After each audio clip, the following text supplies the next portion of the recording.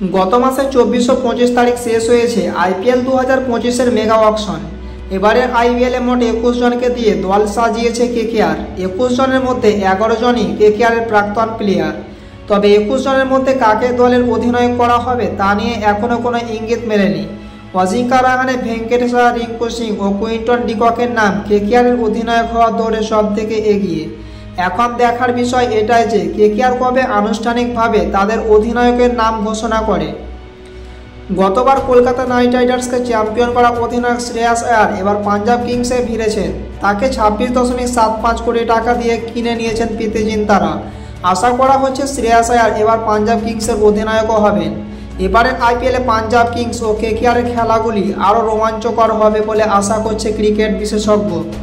কারণ শ্রেয়াস আয়ার এবার কেকেআরকে বোঝাতে চাইবেন যে তাকে ছেড়ে কতটা ভুল করেছে নাইট ম্যানেজমেন্ট।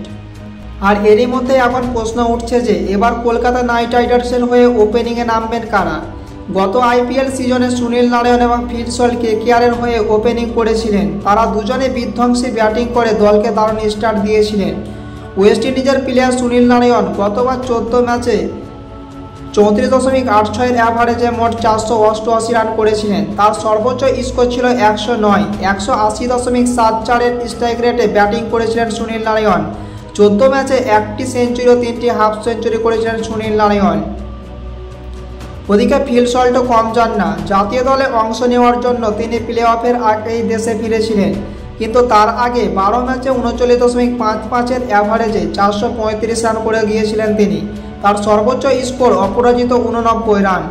12 ম্যাচে 4টি হাফ সেঞ্চুরি করেছিলেন তিনি। 182.01 স্ট্রাইক রেটে ব্যাটিং করেছেন ফিল সল্ট, কিন্তু এবার ফিল সল্টকে আর দলে রাখতে পারেনি কলকাতা নাইট রাইডার্স। এই তারকা ব্রিটিশ উইকেট কিপার এবার রয়্যাল চ্যালেঞ্জার্স ব্যাঙ্গালোর হয়ে খেলবেন।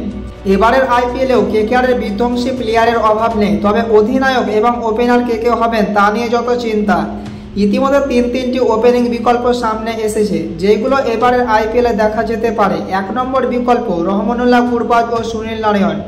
2 নম্বর বিকল্প ভেঙ্কটেশ আয়ার ও রহমানুল্লাহ গুরবাজ। 3 নম্বর বিকল্প কুইন্টন ডিকক ও সুনীল নারায়ণ। এখন দেখার বিষয় এটাই যে কেকেআর ম্যানেজমেন্ট কাদের ওপর ভরসা রাখতে পারেন। আপনাদের কি মনে হয় কলকাতার ওপেনিংয়ে কে নামতে পারেন তা আপনারা কমেন্ট বক্সে জানান।